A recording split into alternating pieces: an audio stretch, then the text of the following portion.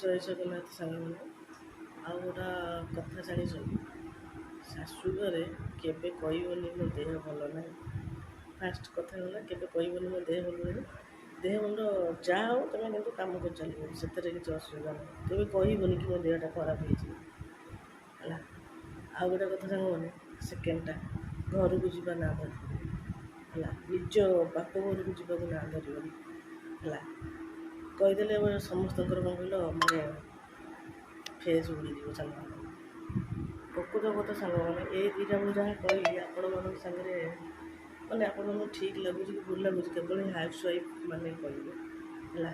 ଆଉ ଏଇ ଭିଡ଼ିଓଟା କାହା ପାଇଁ ନୁହେଁ, କେବଳ ହାଉସ୍ ୱାଇଫ୍ ମାନଙ୍କ ପାଇଁ। ଏଇ ଦୁଇଟା ଜିନିଷ ଶାଶୁଘର କେବେ କହିବନି, ପାଟିରେ ଲକ୍ ପକେଇଦେବ ହେଲା। ଆଉ ସାଙ୍ଗମାନେ, ଆଜି ତ ସକାଳୁ ସକାଳୁ କାମ ସବୁ ସରିଯାଇ ସାଙ୍ଗମାନେ। ଆଉ ମୋ ପୁଅର ଆଜି ଏକ୍ଜାମ୍ ଥିଲା, ସେ ତାର ସ୍କୁଲକୁ ପଳେଇ ଯାଇଛି।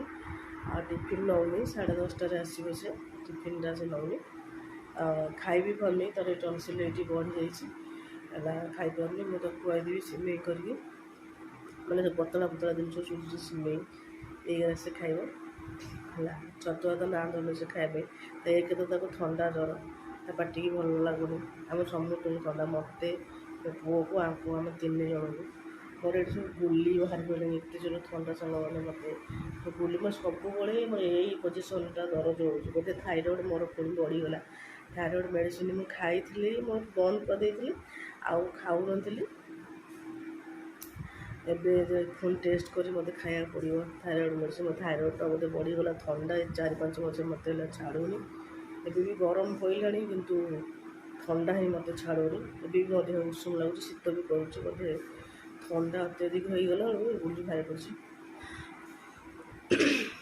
ମୋ ସାଙ୍ଗମାନେ ଯେଉଁ ଦୁଇଟା କଥା କହିଲି, ସେଇ ଦୁଇଟା ସବୁ ହେଉଛି ମୋ ଫିଲିଙ୍ଗସ୍ କରିଦିଏ, କାରଣ ଏଇଟା ମୋ ଅନୁଭୂତି ସାଙ୍ଗମାନେ ହେଲା। କେବେ କହିବନି ଦେହ ଖରାପ ଅଛି, ଟିକେ ରେଷ୍ଟ ନେଇଯିବା, ସେଇଟା ହେବନି।